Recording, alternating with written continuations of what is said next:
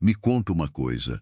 Você já viu alguém ser jogado fora como se fosse lixo e 4 anos depois entrar pela mesma porta como se fosse a dona do lugar? Porque é exatamente isso que aconteceu com Camila Ferraz. Fica aqui, porque essa história vai doer no lugar certo.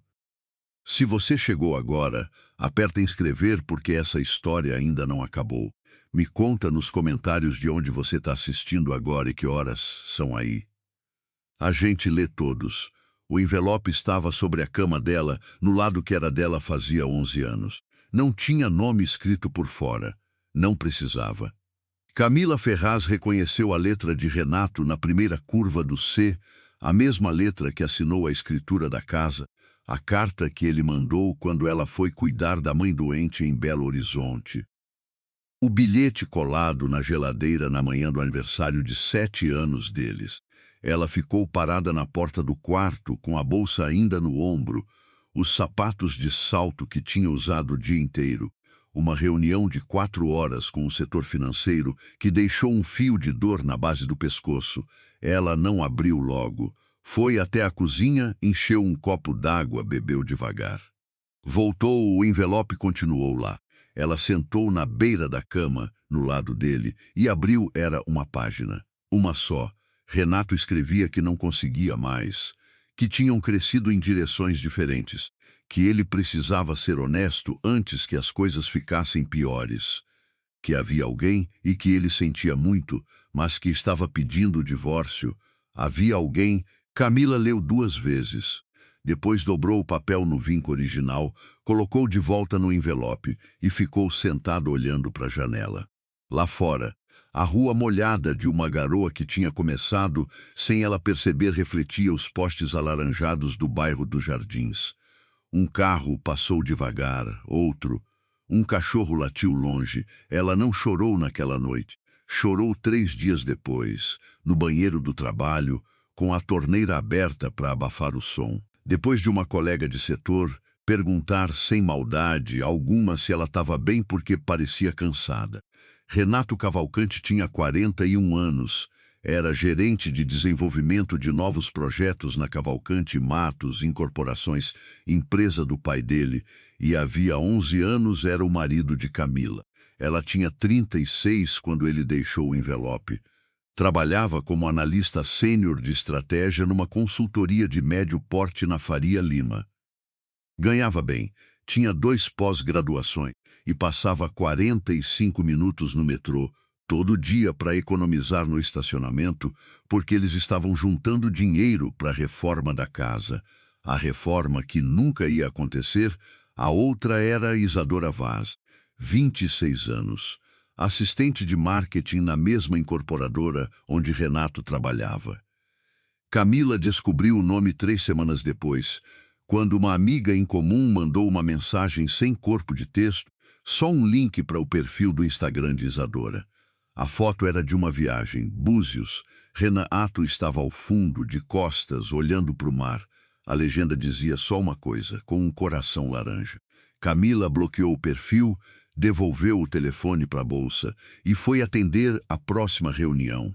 Ela não ia deixar que aquilo virasse o centro do que ela era. Isso ela decidiu naquela tarde, na salinha de vidro com vista para Faria Lima. Enquanto o cliente de São Bernardo falava sobre projeção de mercado e ela tomava nota com a mão firme. O divórcio foi assinado 6 meses depois, sem briga pela casa, porque a casa estava no nome dos dois e eles venderam. Sem briga por quase nada, porque Renato estava com pressa e Camila não ia negociar migalha por migalha para parecer que estava brigando por ele. Ela pegou metade do que era dela, assinou onde precisava assinar e saiu do cartório com a bolsa no ombro e os óculos escuros que usava mesmo com o céu nublado. Nenhum dos dois falou no estacionamento. Ela entrou no carro primeiro. Ela esperou. Nos 3 meses que se seguiram, Camila fez 3 coisas que ninguém ao redor dela entendia direito. A primeira, pediu uma licença não remunerada de 2 meses na consultoria. A gerente dela, Patrícia Noronha, Ficou em silêncio por um segundo comprido no telefone antes de dizer que ia ver o que podia fazer. Camila disse obrigada e desligou antes de a gerente terminar a frase, a segunda. Pegou parte do dinheiro da venda da casa e se matriculou no MBA Executivo em Gestão Empresarial e Liderança Estratégica, período integral, numa instituição que ela tinha pesquisado fazia 2 anos, mas sempre adiado, porque Renato achava que não era o momento certo.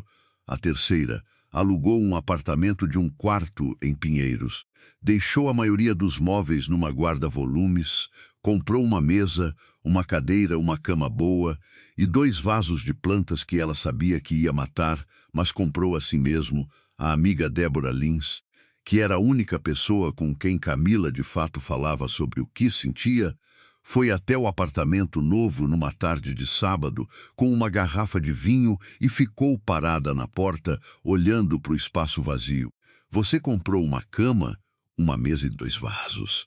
E uma cadeira, Camila disse, abrindo a janela que dava para um quintal de vizinho cheio de bananeira, Camila. Eu sei como parece. Parece que você está recomeçando do zero de propósito. Camila pegou os 2 copos que tinha, que eram na verdade copos de iogurte lavados, porque ela ainda não tinha comprado copos de vidro, e serviu o vinho. Entregou um para Débora. Porque eu tô. Débora ficou quieta. Era o tipo de quieto que vinha de quem entende, não de quem discorda. Ela sentou no chão porque não tinha cadeira suficiente para as 2. Encostou a cabeça na parede e disse, quanto tempo você dá? Pro quê? Para você virar quem você quer ser. Camila girou o copo na mão. Lá fora, o vizinho do quintal estava regando as bananeiras com uma mangueira que pingava. 4 anos, ela disse. Talvez 3. O MBA foi onde ela descobriu o que sabia que não sabia. Camila Ferraz sempre foi boa no que fazia. Analítica, direta, com um talento específico para enxergar onde uma estrutura corporativa estava perdendo recursos sem perceber, mas ela nunca tinha aprendido a liderar de cima. Sempre estava no meio da cadeia, a melhor no meio, mas ainda no meio. O programa mudou isso não porque lhe ensinou técnicas, mas porque a colocou em contato com gente que pensava diferente, e ela teve que discutir, ceder, e às vezes provar que estava certa na frente de um quadro branco. Foi onde conheceu Henrique Vasconcelos. Henrique era sócio fundador de uma empresa de investimentos de médio porte chamada Vasconcelos Capital, especializada em private equity no setor imobiliário. 43 anos, divorciado fazia 5, 2 filhos que viviam com a ex-mulher em Porto Alegre e que ele via nas férias e em fins de semana alternados. Ele estava fazendo o MBA não por necessidade técnica, mas porque, como ele disse na primeira aula de forma completamente sem afetação, queria entender melhor o lado humano das empresas que adquiria. Não era o tipo que preenchia o ambiente com a própria voz. Era o oposto. Ficava quieto em discussão de grupo até que todo mundo tivesse falado e então dizia uma coisa que reorganizava tudo. Camila notou isso na segunda semana, quando ele usou o caso dela sobre reestruturação de custo indireto para virar o argumento de um colega que havia sido consultor do BCG e tinha absoluta certeza de que estava certo. Ela não disse nada na hora. Depois da aula, no corredor, ele disse, bom trabalho, ela disse. Você usou o meu argumento. Usei. Funcionou melhor na boca dele do que na sua. Ela ficou parada por um segundo. Depois riu. Não era o tipo de riso que vinha da educação, era o outro tipo. Verdade, ela admitiu, eles foram tomar café. Ficaram 2 horas. A amizade entre eles foi crescendo no ritmo das aulas, dos trabalhos em grupo, dos cafés que viraram almoços, que viraram conversas no estacionamento até tarde. Não havia nenhuma pressa de ambos os lados, e isso era a coisa mais incomum que Camila tinha sentido em muito tempo. Renato sempre tinha pressa, com decisões, com planos, com ela. Henrique perguntava e esperava a resposta inteira. Só que tinha um detalhe que Camila notava, mas não nomeava ainda. Ele sabia de negócios, sabia muito. E às vezes, Quando ela apresentava uma análise no programa, ele a olhava de um jeito que não era admiração simples. Era o olhar de quem estava calculando alguma coisa, e ela nunca tinha certeza se era sobre o caso de estudo ou sobre ela. O MBA terminou 18 meses depois que começou. Camila voltou para a consultoria onde havia pedido licença. Mas Patrícia Noronha, a gerente que tinha ficado em silêncio no telefone, já não estava lá. O novo diretor se chamava Fábio Arruda, tinha sido contratado de fora. E na primeira semana chamou Camila para uma conversa que ela entendeu no terceiro minuto ser uma tentativa de realocá-la para um cargo abaixo do que tinha antes da licença. Ela deixou ele terminar. Depois disse: Fábio, eu estou voltando do mesmo cargo. Se a proposta é diferente, eu preciso de uma contraproposta por escrito até sexta. Ele piscou. Claro. Deixa eu verificar com o RH. Ótimo. Ela se levantou, pegou a bolsa. Sexta antes do meio-dia, a contraproposta chegou na quinta. Era o cargo de volta, com um ajuste salarial que tinha subido 3% por conta da política de reajuste da empresa.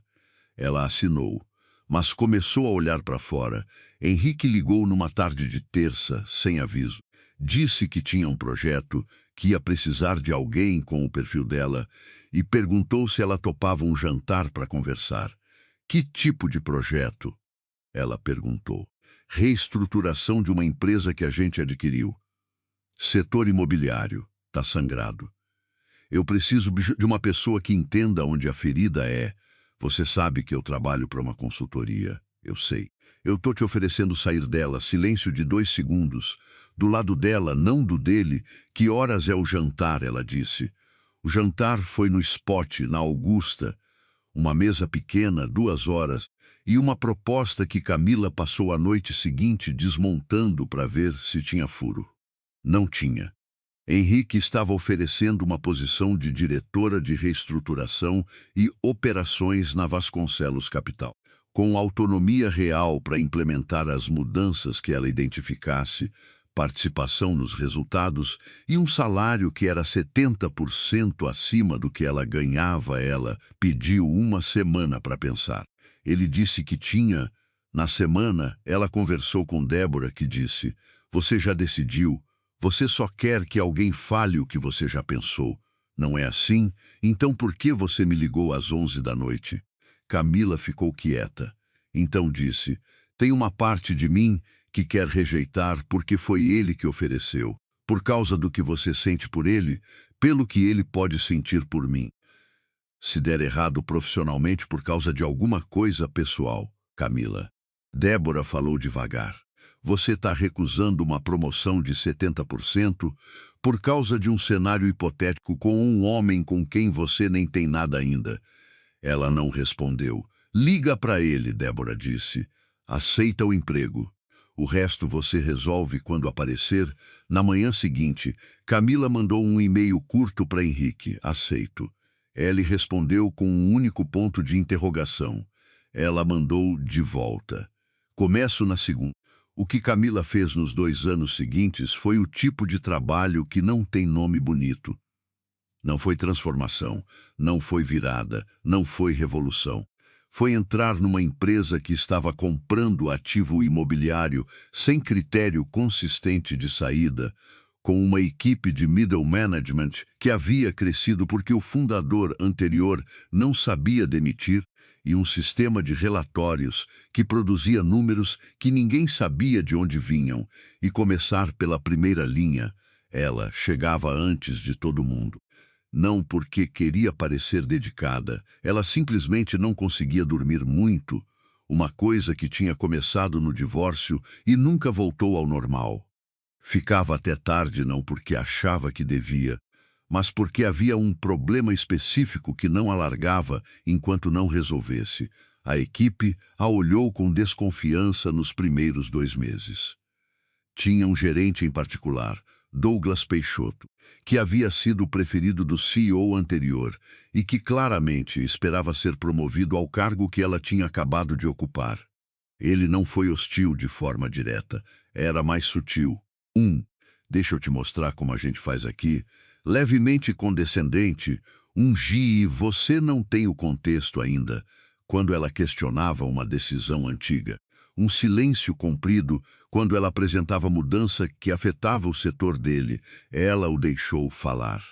Sempre então apresentava os dados. Douglas Peixoto não era burro. Era o tipo que defende posição por inércia, não por má fé. 3 meses depois de ela chegar, ele próprio identificou um problema no processo de avaliação de ativo que ela havia listado como prioridade, mas deixado para ele resolver. Ele entrou na sala dela, colocou o relatório na mesa e disse: "Você estava certa sobre o item 4, eu sei", ela disse. Sem arrogância. Era só a verdade. Ele riu, um riso surpreso. "Eu não vou gostar de trabalhar com você?" "Você vai gostar", ela disse. "Vai demorar um pouco." Demorou 4 meses. Depois disso, Douglas Peixoto virou o maior defensor dela dentro da empresa. Henrique acompanhava de perto, sem interferir. Era o tipo de chefe que fixava o resultado esperado e saía do caminho. Mas em alguns momentos, quando ela apresentava uma decisão difícil, ela via no rosto dele o mesmo cálculo que tinha notado nas aulas. Ele estava avaliando. Sempre o que ela não sabia ainda era o que exatamente ele estava avaliando. 2 anos depois que ela entrou na Vasconcelos Capital, Henrique a chamou para uma reunião no começo de uma segunda-feira. Tinha uma pasta na mesa. Ele empurrou para ela. Camila abriu. Eram os documentos de uma empresa chamada Grupo Estrela Incorporações. Uma empresa de médio porte, presente em São Paulo, Campinas e Ribeirão Preto.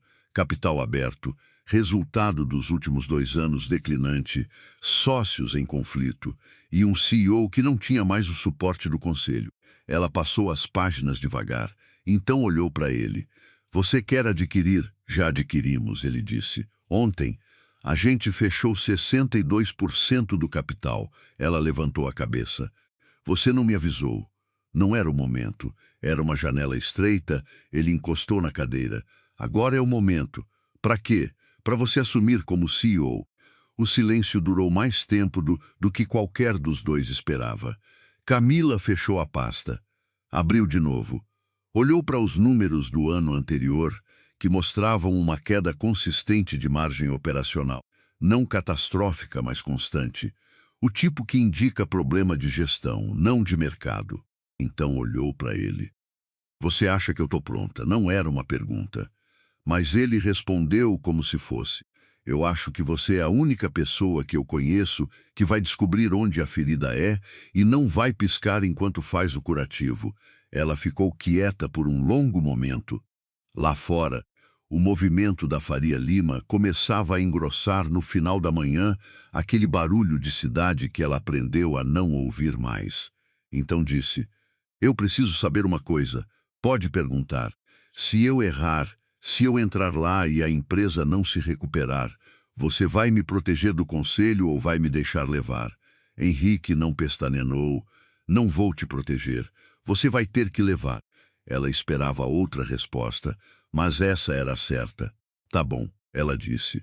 "Eu aceito." O Grupo Estrela tinha sede num edifício comercial no Itaim Bibi. E Camila chegou na manhã de sua primeira semana como CEO num carro que ela mesma dirigiu, com um blazer azul marinho e o cabelo preso. Sem cerimônia de posse, sem discurso de boas-vindas, ela havia pedido que não houvesse. Queria a primeira semana observando, não sendo observada, ou que ela não sabia ainda o que viria a aparecer no final da semana. Numa lista de funcionários que a assistente executiva chamada Fernanda Santos colocou sobre a mesa. Era um nome: Renato Cavalcante, gerente de desenvolvimento de novos projetos, o mesmo cargo, a mesma função. Noutra empresa, Camila leu o nome, passou o dedo pela linha, como se fosse conferir se as letras eram o que pareciam. Depois colocou a lista de volta na mesa, pegou o café que estava esfriando e olhou pela janela do novo escritório. 4 anos, ela havia dito 4 anos, naquela tarde em Pinheiros com copos de iogurte cheios de vinho. Não foi exatamente o que ela havia planejado. Mas era o que havia chegado. E o trabalho que ela tinha pela frente não ia esperar pela ironia se arrumar sozinha. Fernanda Santos tinha 42 anos, cabelo curto tingido de preto, e o tipo de eficiência silenciosa que só se encontra em assistentes executivas que já viram o CEO demais chegar cheio de ideia e sair sem nada. Ela entregava o café antes de ser pedido. Sabia quando não entrar na sala e havia sobrevivido a 3 gestões diferentes no Grupo Estrela sem se tornar inimiga de ninguém. O que, naquele ambiente, era uma forma de arte. Na manhã da segunda semana, ela colocou a agenda do dia sobre a mesa de Camila e disse, sem preâmbulo, "Você vai cruzar com ele hoje." Camila levantou os olhos do relatório. Com quem? Renato Cavalcante. Fernanda não piscou. Ele tem uma apresentação de projetos na sala 4 às 10. Eu coloquei você como observadora na pauta, mas posso tirar se você preferir. Camila ficou quieta por um momento. Você sabe, Fernanda Santos sabe de tudo que passa por esse edifício, ela disse, com a neutralidade de quem enuncia um fato geográfico. Mas o que Fernanda Santos sabe fica com Fernanda Santos. Camila olhou para ela. Então disse, deixa na pauta. Fernanda pegou o bloco, fez uma marcação e saiu sem mais nada. Eram 10h07 quando Camila entrou na sala 4. Ela chegou depois que todo mundo já estava sentado. 3 gerentes, 2 analistas e Renato Cavalcante no lado oposto da mesa, de pé ao lado do projetor, com um clicker na mão e uma apresentação aberta. No primeiro slide, ela estava falando quando ela entrou. Parou no meio da frase, os outros na sala olharam para ela, depois para ele, depois de volta para ela. Renato Cavalcante tinha 45 anos agora. Estava com o cabelo um pouco mais curto do que ela lembrava, um fio de grisalho nas têmporas que não estava lá antes. O terno era bom, os sapatos também. Ele havia melhorado o guarda-roupa nos últimos 4 anos, ou alguém havia melhorado por ele. Camila puxou a cadeira no canto da sala, longe da cabeceira, e sentou. Cruzou as mãos sobre a mesa. Pode continuar, ela disse. Calma. Direta L continuou. Ela ficou 40 minutos assistindo à apresentação. Era um projeto de expansão em Campinas, 3 torres residenciais, prazo de entrega de 36 meses, projeção de VGV que ela calculou mentalmente como otimista em cerca de 20%. Renato apresentava bem, sempre soube apresentar. Voz firme, contato visual distribuído pela sala, narrativa que seguia uma lógica clara. O problema não estava na apresentação, estava no que estava por baixo dela. Quando ele terminou, abriu para perguntas. Camila esperou os outros falarem primeiro. Deixou 2 gerentes fazerem perguntas de protocolo. Depois disse, Renato, na página 17, a projeção de custo de construção usa o INCC de 2 anos atrás. Com a variação do último ciclo, o número real está mais perto de 12% acima. Isso muda o VGV projetado ou a margem? Silêncio na sala, Renato a olhou. Pela primeira vez, direto. Muda a margem, ele disse. Quanto? Uma pausa. Preciso recalcular com o índice atualizado. Certo, ela se levantou, pegou o bloco que havia trazido. Me manda um novo modelo até quinta. Com o INCC do mês passado, ela foi até a porta, parou com a mão na maçaneta e disse para a sala de modo geral. Bom trabalho no resto, e saiu. No corredor, ela caminhou até o banheiro, entrou, abriu a torneira e ficou olhando para o espelho por 30 segundos. Não porque estava abalada, porque precisava ter certeza de que não estava. Renato mandou o modelo revisado na 4ª tarde, um dia antes do prazo. A margem com o índice correto caía 4 pontos percentuais. Ainda viável, mas dentro de uma faixa de risco que precisava de uma estratégia de hedge de custo que o projeto original não previa. Camila respondeu com um e-mail de 3 linhas pedindo que ele incluísse a proposta de mitigação de risco na versão final. Ele não respondeu o e-mail. Apareceu na porta do escritório dela na manhã seguinte. Ela estava ao telefone. Fez um gesto para ele esperar, ele esperou. Ela terminou a ligação, desligou e o olhou. Você podia ter respondido por e-mail, ela disse. Podia. Ele entrou. Sentou na cadeira do lado oposto da mesa sem ser convidado. Um velho hábito, ela percebeu, de quem sempre foi o mais importante no ambiente. Eu queria falar pessoalmente sobre o projeto, sobre o fato de que você é minha chefe agora. Camila colocou a caneta sobre a mesa. Ele ficou em silêncio por um momento. A janela atrás dela deixava entrar uma luz de manhã que cortava a sala na diagonal, e ele piscou levemente contra ela. Eu não sabia que era você quando aceitei ficar depois da aquisição. Eu sei. E você sabia que era eu antes de aceitar o cargo? Ela o olhou por um segundo antes de responder. Descobri no final da primeira semana e não pediu para me tirar. Por que eu pediria? Ele abriu as mãos levemente, um gesto que ela reconheceu de 1000 conversas antigas. O gesto de ele achando que a resposta era óbvia. Porque seria desconfortável. Para quem? A pergunta ficou no ar. Ele não respondeu logo. Então disse, mais devagar. Você mudou, as pessoas mudam, Renato. Ela pegou a caneta de volta. Me manda a proposta de mitigação até sexta. Com os 3 cenários, não só o otimista, ele ficou olhando para ela por um momento. O tipo de olhar que ela sabia reconhecer não era desejo, não era saudade exatamente, era algo mais incômodo do que isso. Era reconhecimento tardio. Ele se levantou. Foi até a porta. Parou. Camila, ela não levantou os olhos. Sexta, Renato, ele saiu. Nos 3 meses seguintes, Camila mergulhou no que havia de errado no Grupo Estrela. E havia bastante. O problema maior não era financeiro, era estrutural. A empresa havia crescido rápido demais num período de juros baixos, contratando e abrindo frentes sem construir os processos que sustentassem o crescimento. Quando o ciclo virou e o crédito ficou mais caro, a empresa não conseguiu desacelerar com agilidade. Cada departamento tinha virado um pequeno feudo. Marketing fazia o que queria sem aprovação de produto. Produto lançava sem alinhamento com financeiro.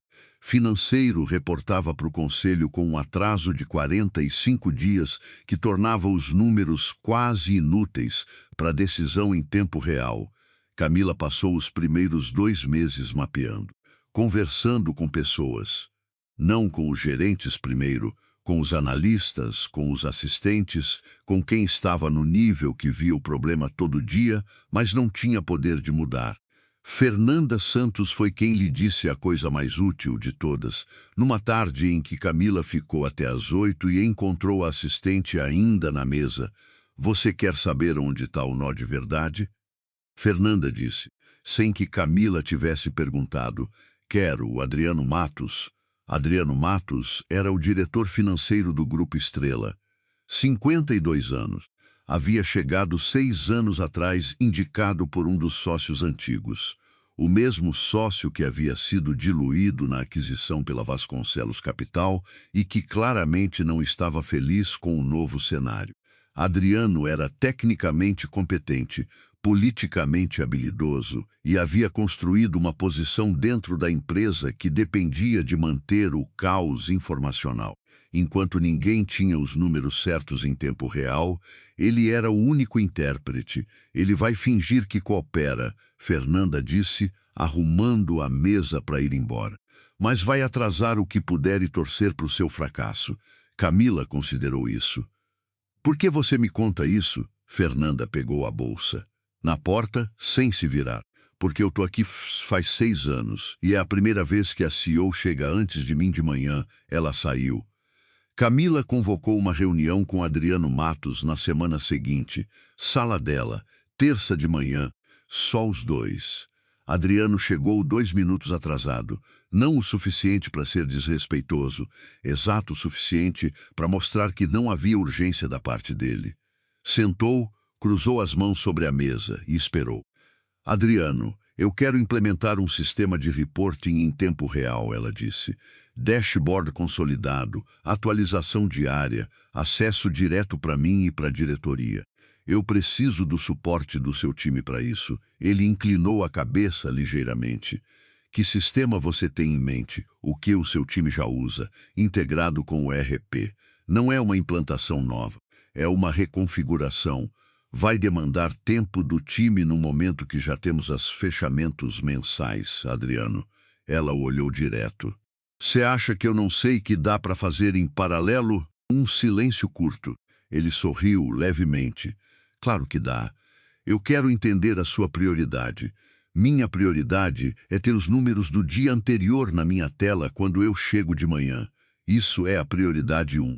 O que mais você precisar saber, me manda por e-mail. Ele assentiu. Saiu e não mandou nada por e-mail. Camila esperou 10 dias. O sistema não avançou. Ela ligou para o desenvolvedor interno diretamente, sem passar por Adriano, e descobriu que a reconfiguração era questão de 2 dias de trabalho. Não semanas. Ela mandou um e-mail para Adriano com o desenvolvedor em cópia. O sistema ia subir na sexta. A resposta de Adriano demorou 4 horas e tinha 3 parágrafos sobre risco de integridade dos dados. Camila respondeu em 2 linhas. Ciente dos riscos, decisão tomada. Sexta O sistema subiu na sexta. Na segunda seguinte, pela primeira vez em anos, ela tinha os números do dia anterior na tela quando chegou, com as margens reais, com os atrasos de obra reais, com o custo financeiro real de cada projeto. E um dos projetos estava com os números errados, não errados por acidente. O projeto era uma incorporação em Ribeirão Preto.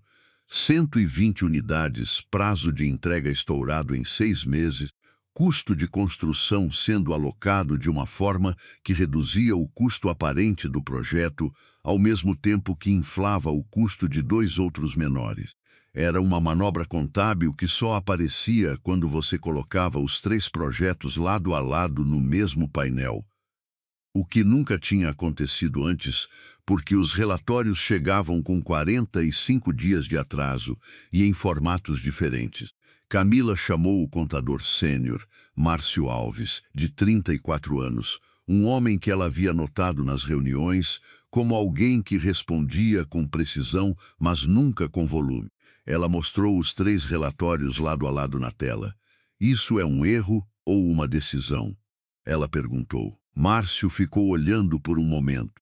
Foi uma decisão de alocação de custo que o Adriano tomou quando o projeto de Ribeirão começou a extrapolar o orçamento. Com a aprovação de quem? Ele assinou sozinho. O limite de alçada dele cobre esse valor. Camila olhou para a tela. Mas não cobre a decisão de mover custo entre projetos sem disclosure para o conselho. Márcio não respondeu. Não precisava. Você tem os documentos originais dessa decisão? Ela perguntou. Sim, me manda hoje. Ela ligou para Henrique naquela tarde. Ele atendeu no segundo toque. Tem um problema, ela disse. Grave, depende do que o Adriano Matos sabia e quando sabia. Pausa de 2 segundos. Me conta. Ela contou. Quando terminou, o silêncio do lado dele durou mais tempo do que ela esperava. Então ele disse, você tem o que precisa para levar para o conselho? Quase. Me dá mais uma semana, você tem. Ela estava prestes a desligar quando ele disse, Camila, oi, Renato Cavalcante. Como tá indo? A pergunta veio sem preâmbulo. O que era o jeito dele fazer as perguntas que mais importavam? Ela ficou quieta por um momento. Profissionalmente está entregando o que é pedido. E pessoalmente, não é um assunto pessoal. Eu sei que não é. Eu estou perguntando se estou sendo difícil para você. Ela olhou pela janela. O final do dia na Faria Lima era um lento esvaziamento de carros e pedestres. Não, ela disse. Está sendo revelador. Ele deixou a palavra pousar. Não pediu explicação. Disse boa noite e desligou. Revelador era a palavra certa, mas ela não havia explicado o porquê para Henrique. O que estava sendo revelador não era ver Renato numa posição abaixo dela. Isso ela havia processado com mais tranquilidade do que esperava. O que era revelador era ver como ele trabalhava quando achava que não estava sendo avaliado. Era bom, genuinamente bom. Entendia de projeto, sabia articular com os pares, motivava a equipe de analistas com uma facilidade natural. Mas havia um padrão que ela foi identificando ao longo das semanas. Ele era excelente em executar dentro de um framework já definido. Quando era chamado a definir o próprio framework, quando precisava tomar uma decisão sem teto, sem aprovação prévia de cima, ele hesitava. Mandava e-mail para cima, esperava a validação. Era exatamente o oposto do que ela havia se tornado, e ela começou a entender, com a lentidão desconfortável das percepções que demoram a nomear, que os 11 anos que passaram juntos haviam sido um arranjo conveniente para os dois. Ele tomava as decisões grandes com confiança, porque alguém ao lado dele resolvia os detalhes complexos sem reclamar. E ela resolvia os detalhes complexos sem reclamar, porque achava que isso era o que o casamento pedia. Nenhum dos dois havia visto o que estava acontecendo. Só que na saída, um havia ficado com a versão que conhecia de si mesmo, e o outro havia sido obrigado a descobrir uma versão nova. A semana que Camila havia pedido para Henrique transformou-se em 11 dias. No 11º, ela tinha um dossiê com os 3 projetos lado a lado, a cadeia de decisões do Adriano Matos, os documentos originais que Márcio havia mandado e um parecer de um advogado tributarista que a Vasconcelos Capital contratou para analisar o risco de autuação. O parecer dizia que a manobra de alocação de custo estava numa zona cinzenta. Não era ilegal com clareza, mas era suficientemente agressiva para gerar questionamento numa eventual auditoria fiscal. O risco maior era reputacional e de governança. Se o Conselho descobrisse por outra via que a diretoria financeira havia tomado decisões desse porte sem disclosure, a credibilidade da gestão toda ficava comprometida. Camila marcou uma reunião extraordinária do Conselho para a quinta-feira seguinte. Na quarta à tarde, Adriano Matos bateu na sua porta. Ela estava ao telefone. Fez o mesmo gesto de antes. Espera. Ele entrou sem esperar, sentou e ficou com os braços cruzados. Ela desligou mais rápido do que pretendia, Adriano. Você convocou o conselho sem me avisar. Eu não tenho obrigação de te avisar antes de convocar o conselho. Você tem obrigação de me dar a oportunidade de apresentar minha perspectiva antes de... Você vai ter essa oportunidade, ela disse, na reunião. Amanhã ele ficou em silêncio. Então se inclinou levemente para frente e o tom mudou.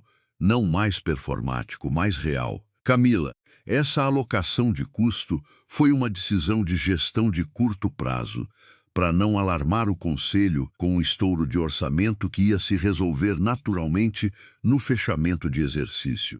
Eu conheço esse Conselho faz 6 anos. Eu sei como eles reagem a número ruim. Eu sei que você sabe, ela disse. E eu entendo a lógica. Mas você tomou uma decisão que não era sua para tomar sozinho. E o Conselho precisa saber. Isso vai parecer um escândalo que não é. Não vai parecer nada se você apresentar com clareza o que aconteceu e por quê. Ela o olhou direto. Mas quem vai apresentar sou eu.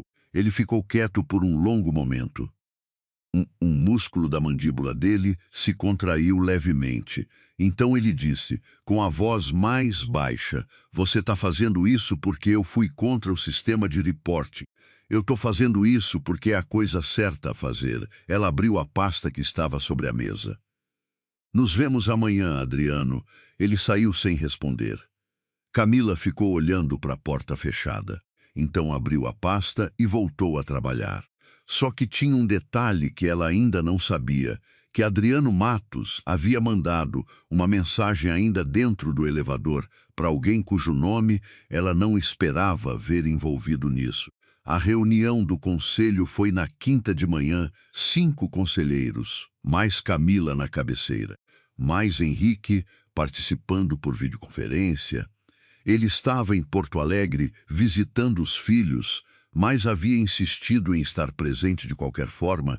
Camila apresentou o caso em 40 minutos, sem dramatizar, sem acusar. Só os dados, a cadeia de decisão, o parecer do tributarista e a proposta de solução. um ajuste retroativo na alocação, disclosure formal nos relatórios do próximo trimestre e uma revisão do limite de alçada do diretor financeiro.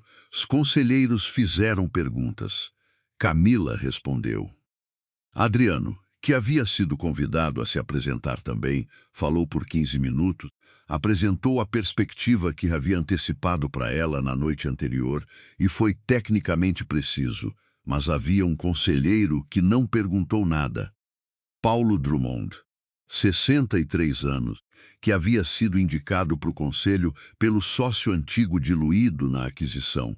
Ficou em silêncio durante toda a reunião, os dedos entrelaçados sobre a mesa, e só falou quando a palavra foi explicitamente aberta para ele, doutora Camila.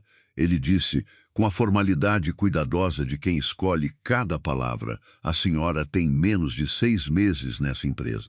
Como a senhora garante ao conselho que essa decisão de trazer um assunto delicado de forma tão abrupta não vai gerar um impacto reputacional desnecessário, considerando que, na avaliação do diretor financeiro, o problema se resolveria naturalmente? O silêncio na sala foi o tipo que todos perceberam, mas ninguém nomeou. Camila olhou. Depois disse, com a mesma calma, eu garanto que o impacto reputacional de o Conselho descobrir por uma auditoria externa é muito maior do que o de eu trazer aqui hoje. E eu respondo pela primeira, não pela segunda. Drummond não respondeu. Olhou para os outros conselheiros. A reunião terminou com a aprovação da proposta de Camila por 4 votos. O único voto contrário foi o de Paulo Drummond. Henrique a ligou assim que a reunião terminou. Ela estava ainda na sala de reunião, os documentos espalhados na mesa, Fernanda recolhendo as cópias. 4-1, ele disse. 4-1, ela confirmou. Drummond vai ser um problema, eu sei. Ela dobrou uma folha, colocou na pasta. Mas hoje não, como você tá? Era a segunda vez que ele perguntava isso em dias. E pela segunda vez, a pergunta tinha uma textura diferente das perguntas profissionais. Tô bem, ela disse. E era verdade, de um jeito que ela não havia conseguido definir antes. Não era euforia. Era algo mais sólido. A sensação de ter feito o que era certo na hora que era difícil, sem que ninguém precisasse aprovar antes. Eu chego amanhã cedo, ele disse. Posso passar aí no escritório? Pode. Uma pausa. Henrique. Oi. Obrigada por ter me deixado levar sozinha. Ele ficou quieto por um momento. Então disse, eu nunca tive dúvida que você ia saber o que fazer. Ela desligou. Olhou para a janela. Lá fora. São Paulo continuava. Sempre continuava. Foi Renato quem apareceu na sua porta no dia seguinte. Antes de Henrique chegar, ela estava com a segunda xícara de café, revisando os ajustes do relatório de Ribeirão Preto. Ele bateu, ela disse entra, e ele entrou com as mãos nos bolsos, um gesto que ela reconheceu como desconforto, não arrogância. Eu ouvi sobre o conselho, ele disse. Todo mundo ouviu. Você foi muito boa. Ela levantou os olhos.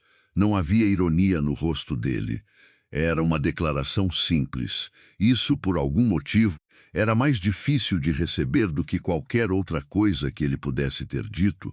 Obrigada, ela disse. Ele ficou parado por um momento. Então, Camila, eu preciso te dizer uma coisa que devia ter dito antes, Renato. Deixa, ele não levantou a voz, só pediu. Eu saí porque achei que o problema era você. Achei que você era séria demais, focada demais, que não deixava espaço. E eu fui buscar o que achei que faltava. Ele parou. E foi só quando eu vi você aqui, do outro lado dessa mesa, que eu entendi que o problema nunca foi você. Fui eu que não soube o que fazer com alguém que sabia o que queria. A sala ficou quieta. Camila o olhou por um longo momento, então disse, eu sei, Renato, sabe? Eu soube faz tempo. Eu só precisava de tempo para entender que isso não me definia. Ela colocou a caneta sobre a mesa. Você não me quebrou. Você só me empurrou para um lugar que eu não teria ido se você tivesse ficado. Ele ficou em silêncio. O tipo de silêncio de quem recebe uma coisa que não é perdão e não é condenação, mas algo mais difícil dos dois. Indiferença que veio do outro lado da dor. Isadora e eu terminamos. Ele disse por fim. No passado. Camila não respondeu. Não tô te contando por isso, ele disse rápido. Só achei que você ia querer saber. Tá bom. Ela abriu o relatório de novo. Me manda o cronograma atualizado de Campinas até amanhã, tá? Ele ficou parado por mais um segundo. Depois saiu. E foi só quando a porta fechou que Camila percebeu que havia segurado a respiração desde a metade da conversa. Não de emoção, mas do esforço de não deixar a emoção virar palavra, ela respirou. Fundo, lento, e voltou para o trabalho, só que o que ela ainda não sabia era que Renato Cavalcante, ao sair da das dela, havia cruzado no corredor com Henrique Vasconcelos chegando, e que os dois se conheciam. Não de vista, de antes, Henrique entrou no escritório de Camila com um café que havia comprado na padaria do térreo.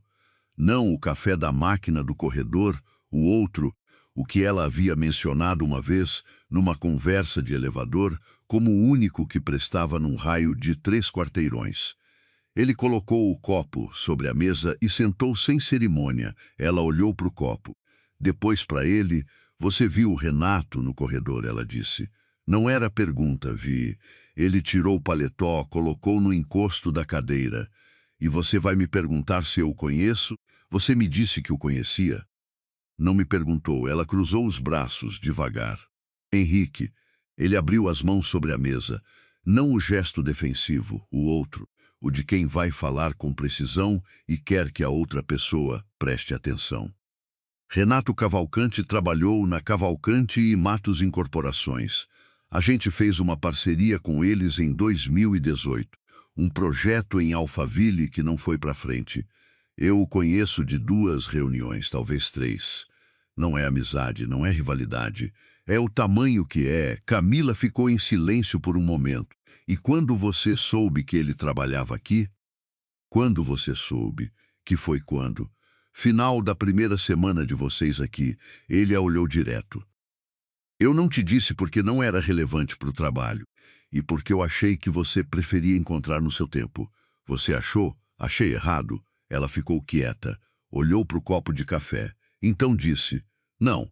E era verdade, o que tornava a resposta levemente irritante. Henrique se inclinou um pouco para frente. O que ele disse? Que eu não o havia quebrado.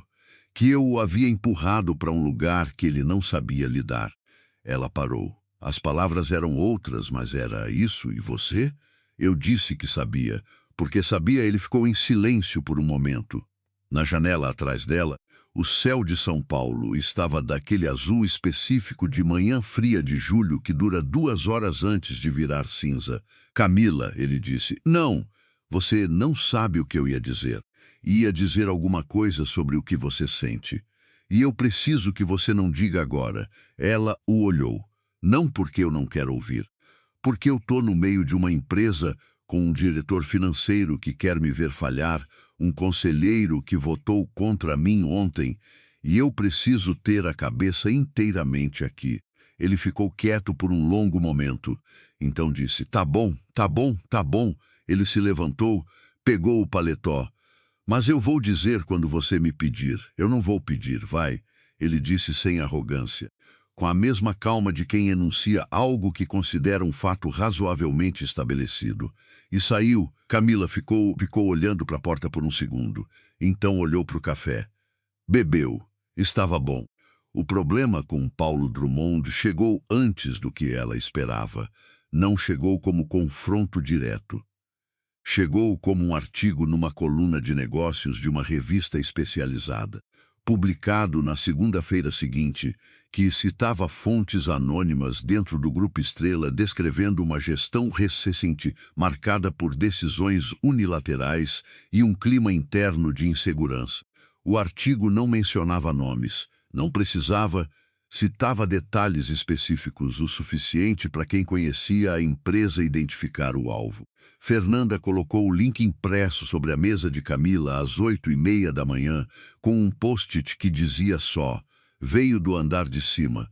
Camila leu o artigo 2 vezes, depois ligou para Henrique. Ele atendeu no primeiro toque.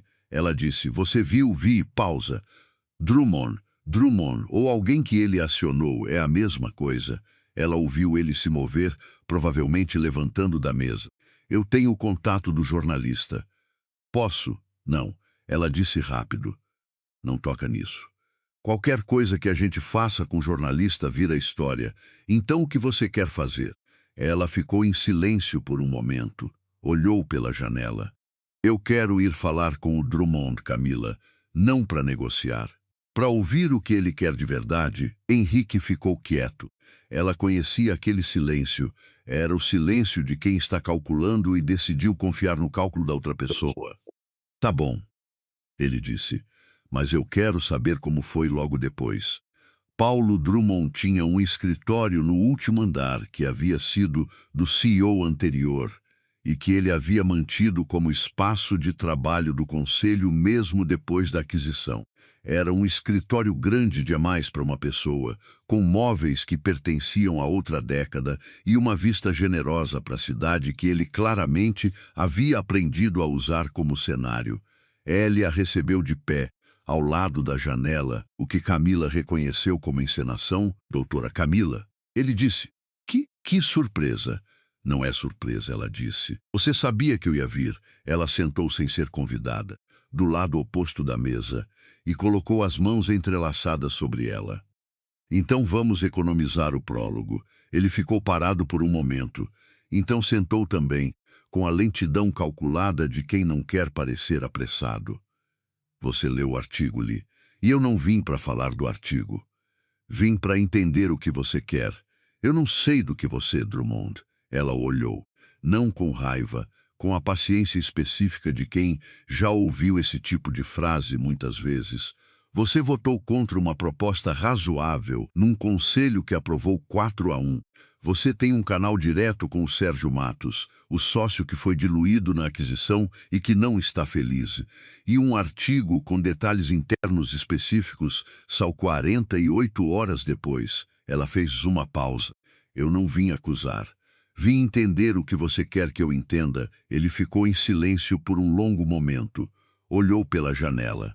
Então disse, com uma cadência diferente, menos encenação, mais real. O que eu quero é que você entenda que essa empresa tem uma história que você não conhece. Pessoas que construíram isso ao longo de anos e que foram tratados como linha de balanço numa aquisição. Eu entendo isso. Você entende na teoria, ele a olhou. O Sérgio Matos fundou essa empresa, ficou 30 anos e saiu sem um telefonema de Henrique Vasconcelos. Camila considerou isso. Era um argumento real. Não justificava o artigo, não justificava sabotar a gestão, mas era um argumento real. O que o Sérgio quer? Drummond piscou.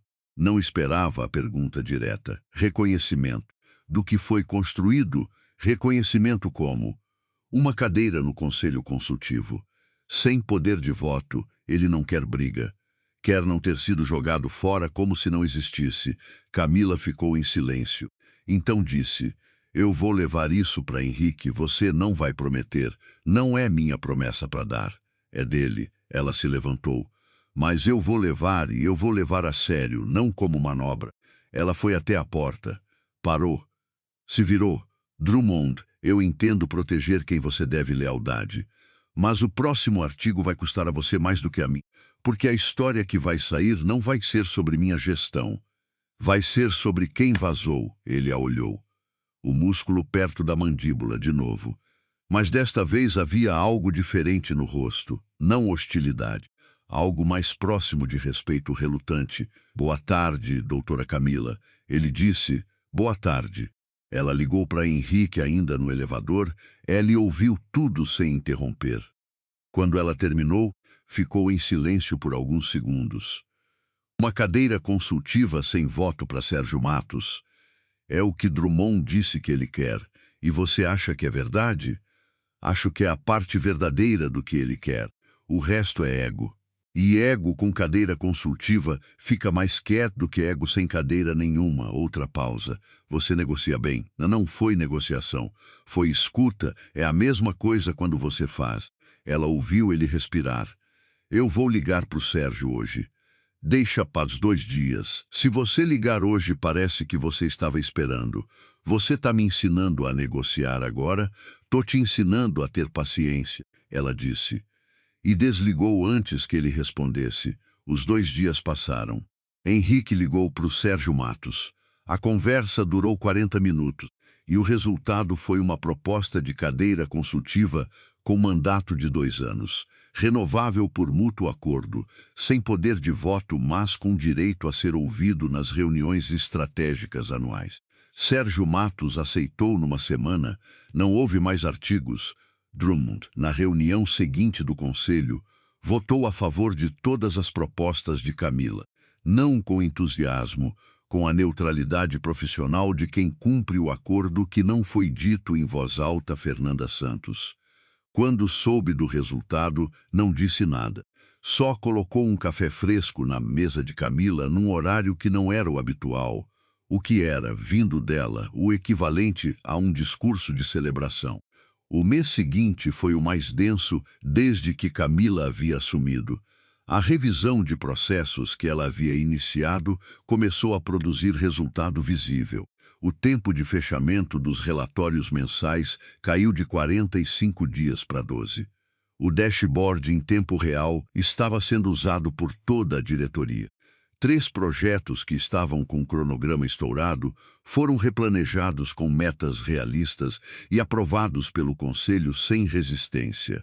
Adriano Matos estava presente em tudo isso. Cooperativo na superfície, silencioso nos bastidores. Camila o observava com o cuidado de quem sabe que o problema ainda está lá, só mudou de postura. A confirmação veio numa quinta noite. Márcio Alves, o contador sênior que havia lhe entregado os documentos originais da alocação de custo, apareceu na porta do escritório dela às 18h40, um horário em que a maioria já havia ido embora. Ele bateu, entrou e fechou a porta atrás de si. Isso, por si só, já dizia alguma coisa. Eu preciso te mostrar uma coisa, ele disse. Ela fechou o laptop. Senta. Márcio abriu uma pasta física impressa, o que também dizia alguma coisa. Colocou sobre a mesa. Eram os extratos de uma conta corrente de uma empresa chamada MV Consultoria Financeira Limitada. Essa empresa existe desde 2020, Márcio disse. Presta serviços de consultoria para o Grupo Estrela. No papel, ela nunca entregou um relatório, nunca teve uma reunião registrada, nunca foi visitada por ninguém daqui. Ele passou uma página, mas recebeu transferências mensais de uma subsidiária do grupo nos últimos 3 anos. Valor total, R$ 1.200.000. Camila ficou em silêncio. Olhou para os extratos, depois levantou os olhos para Márcio. Quem é o sócio da MV Consultoria? Márcio virou uma página. Tinha um contrato social impresso. Ela leu o sócio administrador da MV Consultoria Financeira Limitada. Era Adriano Matos. Ela ficou olhando para o nome por um momento. O tipo de momento em que a pessoa sente que deveria sentir algo violento e, em vez disso, sente uma clareza fria, quase clínica. Você achou isso como? Ela perguntou. Quando o sistema novo subiu, eu comecei a checar os fornecedores que apareciam nas subsidiárias, mas não no consolidado. Essa aparecia toda mês, valor fixo, sem variação. Ele cruzou as mãos. Eu devia ter trazido antes. Você trouxe agora. Ela fechou a pasta. Márcio, você pode ficar mais 1 hora? Posso ficar o que precisar. Eu vou fazer uma ligação. Depois eu preciso que você me ajude a montar a trilha completa. Cada transferência, cada nota fiscal emitida pela MV, cada aprovação interna. Tudo. Ele assentiu. Saiu para esperar no corredor. Camila pegou o telefone, ligou para Henrique. Ele atendeu no 3º toque, o que significava que estava em reunião. 1 segundo. Ela o ouviu dizer para alguém. Então para ela, oi. Pode falar. Eu tenho Adriano Matos. Ela disse silêncio de 3 segundos. De onde você fala? Ele disse, do escritório. Com o contador sênior do lado de fora e uma pasta com 3 anos de transferências para uma empresa fantasma na minha frente. Eu vou aí. Não precisa, Camila. A voz dele era firme, não ansiosa. Isso agora não é só gestão, é questão legal. Eu vou aí com o nosso advogado. Ela ficou quieta por um momento. Depois disse, tá bom. Henrique chegou 40 minutos depois com Eduardo Brant, o advogado sênior da Vasconcelos Capital. Um homem de 50 e poucos anos que havia feito carreira em direito societário e que tinha o hábito de ouvir tudo antes de dizer qualquer coisa. Os três ficaram até quase meia-noite montando a documentação com Márcio. Quando terminaram, a trilha estava completa. 36 transferências mensais, um conjunto de notas fiscais emitida pela MV Consultoria que descreviam serviços genéricos que nenhum funcionário do grupo havia contratado ou recebido, e um caminho de aprovação interna que sempre passava pela assinatura de Adriano Matos. Eduardo Brant ficou quieto por um longo momento depois de revisar tudo. Então disse, isso é desvio de recursos societários. É crime. Qual é o caminho? Camila perguntou. Notificação ao Conselho imediata, afastamento cautelar do Adriano, representação ao Ministério Público se o Conselho deliberar por isso, o que eu recomendo. Ele fechou a pasta. E precisamos de uma auditoria externa independente nos últimos 3 anos de balanço. Quanto tempo para montar isso? A notificação ao Conselho eu faço amanhã de manhã. O afastamento cautelar pode ser por decisão da CEO, com notificação ao Conselho em até 24 horas. Você tem essa alçada pelo Estatuto. Ele a olhou. A autoria a gente contrata essa semana. Henrique havia ficado em silêncio durante toda a análise. Quando Eduardo saiu para fazer uma ligação, ele se virou para Camila. Como você tá? Cansada.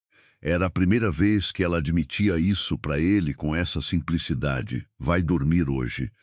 Depois que eu assinar o afastamento, ele ficou em silêncio. Então disse, devagar, você construiu uma fortaleza aqui em 6 meses. Você sabe disso? Eu não construí fortaleza nenhuma, ela disse. Eu só não deixei as paredes caírem. Ele a olhou por um momento. Havia alguma coisa no rosto dele que ela reconhecia fazia meses, mas que tinha aprendido a não nomear em voz alta. Não porque não sabia o nome, mas porque nomear mudava as coisas. E ela havia precisado que as coisas ficassem no lugar em que estavam enquanto havia trabalho a fazer. Mas o trabalho daquela noite estava feito. E eles estavam sozinhos na sala, com a cidade lá fora escura e quieta do jeito que São Paulo fica depois da meia-noite, quando a maioria das pessoas já foi para casa. Henrique, ela disse, oi, você disse que ia dizer quando eu pedisse. Ele ficou quieto, não por surpresa. Ela teve a impressão de que ele havia estado esperando exatamente essa frase fazia muito tempo. Pedi? Ela disse por ele, pediu. Ele se levantou. Caminhou até o lado dela da mesa com a mesma calma deliberada de todos os movimentos dele, sem pressa que viesse do nervosismo. Ficou de pé na frente dela, perto o suficiente para que ela precisasse levantar os olhos. Eu acho que você é a pessoa mais capaz que eu já vi trabalhar, ele disse. E eu acho que você sabe disso sem que eu precise dizer. O que você talvez não saiba, porque você passou 4 anos desaprendendo a receber isso, é que eu também quero estar do lado de fora do trabalho. Ela ficou em silêncio. Não precisa ser agora, ele disse. Não precisa ser rápido. Mas eu queria que você soubesse que o interesse existe e que eu não vou misturar os dois. Você já misturou, ela disse. Você me contratou. Eu contratei porque você era melhor. Ele não piscou. E as duas coisas podem ser verdade ao mesmo tempo. Ela ficou olhando para ele por um longo momento. Então disse, me dá 1 mês. Para quê? Para fechar o caso do Adriano. Para terminar a auditoria. Para não precisar me perguntar se qualquer coisa que aconteça entre a gente é por gratidão ou por ela parou, ou por você mesma, ele completou. Isso, ele assentiu, sem pressão, sem decepção, com a mesma paciência que ela havia aprendido a reconhecer como a coisa mais consistente nele. 1 mês, ele disse. 1 mês. Ele foi até a porta. Parou. Dorme, Camila. Depois do afastamento, ele sorriu. o sorriso quieto, não o de reunião. E saiu. O afastamento cautelar de Adriano Matos foi assinado às 0h42, com Fernanda Santos já em casa, recebendo a cópia por e-mail, porque Camila tinha pedido que ela ficasse de prontidão. E Fernanda Santos ficava de prontidão sem reclamar quando o assunto era sério. Adriano foi notificado na manhã seguinte por Eduardo Brant. Na presença de um representante de RH, Camila não estava presente nessa conversa. Ela estava numa reunião com os analistas de projetos, explicando o que ia acontecer nos próximos passos, sem alarme e sem eufemismo. Soube como havia ido pela tarde, quando Eduardo apareceu na porta com a expressão de quem tem uma novidade que não é completamente simples. Ela fechou o laptop. Fala. Ele assinou o afastamento. Sem resistência, Eduardo entrou, sentou. Mas antes de assinar, ele fez uma declaração voluntária para o representante de RH. Que tipo de declaração? Disse que a decisão de criar a MV Consultoria foi tomada em conjunto com o CEO anterior, que tinha ciência e aprovação do esquema, e que há documentação disso. Camila ficou em silêncio. O CEO anterior havia saído no processo de aquisição com um acordo financeiro que incluía cláusula de confidencialidade. Se havia documentação ligando ele ao esquema, o acordo de saída ia complicar. Ele entregou a documentação? Disse que entrega mediante acordo de não persecução penal para ele. Isso não é decisão minha. Não é. É do Ministério Público, se a gente chegar lá. Mas eu precisava que você soubesse antes de qualquer coisa. Ela assentiu. Ficou em silêncio por um momento. Então disse, passa-se para o Eduardo Brant a decisão de como conduzir o acordo. Eu não quero estar nessa negociação. Eu tenho conflito de interesse como CEO. Ela o olhou. E me avisa quando a auditoria começar. Ele assentiu. Saiu. Camila ficou olhando para a mesa. O caso havia ficado mais complexo do que ela esperava. O que ela havia aprendido era a característica essencial dos casos reais. Nunca tinham a forma que pareciam ter no primeiro documento. Mas o nó principal havia sido encontrado. O resto era processo. O mês que ela havia pedido para Henrique passou num ritmo que ela não conseguiu controlar da forma que queria. A auditoria trouxe 2 descobertas menores adicionais que precisaram de atenção. A substituição de Adriano exigiu uma busca rápida por um CFO interino que não desestabilizasse a equipe, e o conselho pediu uma reunião extraordinária que consumiu uma semana de preparação. No 32º dia, ela mandou uma mensagem para Henrique. Dizia apenas amanhã. Jantarelli respondeu em menos de 1 minuto. Onde? Ela ficou olhando para o telefone, então digitou, você escolhe. Eu apareço. Era a primeira vez, desde que Renato havia ido embora, com um envelope na cama, que ela havia dito isso para alguém. Ela escolheu um restaurante pequeno em Pinheiros, não longe do apartamento que ela ainda tinha, um lugar com mesas de madeira e uma carta de vinhos que não tentava impressionar. Ela chegou antes dele, o que não era planejado, mas que, quando ele chegou e a viu sentada com uma taça já na mão, fez ele sorrir do jeito que ela havia guardado sem perceber. Você chegou antes, ele disse. Eu sempre chego antes. É verdade. Ele sentou. Pegou o cardápio, olhou por 2 segundos, colocou de volta. Como você tá? Ela girou a taça. Tô num apartamento com uma mesa, uma cadeira, uma cama e 2 vasos de plantas que milagrosamente ainda estão vivos. Ele levantou as sobrancelhas. Os vasos! Os vasos! Ela sorriu. Eu acho que é um bom sinal. Eles ficaram 2 horas. Ela contou sobre a auditoria, sobre Drummond, sobre Fernanda Santos e o café no horário errado, que era o equivalente a uma ovação. Ele contou sobre os filhos, sobre uma decisão de investimento que havia errado no ano anterior e que ainda estava corrigindo, sobre um livro que havia começado 3 vezes e ainda não havia terminado. Era a conversa de 2 pessoas que haviam passado tempo suficiente paralelas o suficiente para não precisar construir o começo. Quando saíram, a noite estava fria do jeito que julho fica em São Paulo, seca, com um vento que faz a cidade parecer mais pequena. Na calçada, ele ficou parado sem a pressa de quem tem lugar para ir, e ela também. Eu preciso te dizer uma coisa, ela disse. Pode, eu não sei onde isso vai. E por muito tempo eu me recusei a começar qualquer coisa que eu não soubesse onde ia. Eu sei. Mas eu acho que aprendi que não saber onde vai não é o mesmo que não valer a tentativa. Ela olhou. Então, tentativa. Ele ficou em silêncio por um momento, então disse, tentativa. Não havia grandiosidade nisso. Era só a palavra certa, dita em voz baixa na calçada de Pinheiros, com o vento de julho empurrando levemente contra os casacos dos dois. Renato Cavalcante pediu transferência interna 2 semanas depois, para a unidade de Campinas, onde o projeto que ele havia apresentado estava em fase de execução. O pedido chegou via RH, de forma regular, sem drama. Camila aprovou em 24 horas. Não houve conversa adicional entre eles.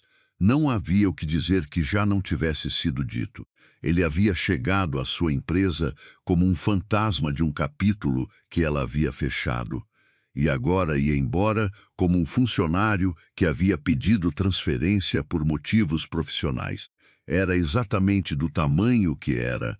Na manhã da última semana de Renato no escritório do Itaim, ele passou pela porta do corredor que ficava perto da sala dela. Ela estava saindo de uma reunião, os documentos da auditoria final sob o braço. Eles se cruzaram. Ele parou. Ela parou. Boa sorte em Campinas, ela disse. Obrigado, ele ficou em silêncio por um segundo. Você tá bem, Camila? Não era uma pergunta. Era a observação de alguém que finalmente via com clareza o que sempre esteve lá, mas que precisou de distância para enxergar. Eu sei, ela disse. E foi. A auditoria encerrou 42 dias depois do início. O resultado confirmou o esquema da MV Consultoria, identificou 2 outros fornecedores com irregularidades menores e estabeleceu uma linha clara entre as decisões de Adriano Matos e o CEO anterior. A representação ao Ministério Público foi encaminhada. O acordo de delação de Adriano estava em negociação. O Grupo Estrela fechou o trimestre com resultado operacional positivo pela primeira vez em 2 anos. Não espetacular, positivo. O tipo de número que não vira manchete, mas que, dentro de uma empresa que estava sangrando, significa que o torniquete funcionou. Henrique apresentou os resultados ao conselho numa reunião de que Camila participou sentada ao lado dele, não na cabeceira. Ela havia pedido isso especificamente porque a apresentação era dele como acionista majoritário e ela queria que os papéis ficassem claros. Drummond, ao final da apresentação, disse: "Bom trabalho, doutora Camila." Era a primeira vez que ele dizia isso. Sem formalidade iônica, sem subtexto. Só a frase, ela disse, "Obrigada, Paulo", e usou o primeiro nome porque havia chegado a hora. Débora Lins apareceu no apartamento de Pinheiros numa tarde de sábado com outra garrafa de vinho, 4 anos depois da primeira. Dessa vez, Camila tinha copos de vidro, uma mesa maior e as plantas. Não mais 2 vasos, agora 5, todos vivos. Ocupavam a janela que dava para o quintal do vizinho. Débora ficou parada na porta olhando para o espaço.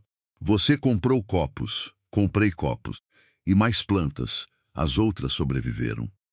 Pareceu um bom sinal para expandir. Débora entrou, sentou no sofá que também existia agora, e abriu o vinho com o saca-rolha que estava na mesa de centro, como se sempre tivesse estado lá.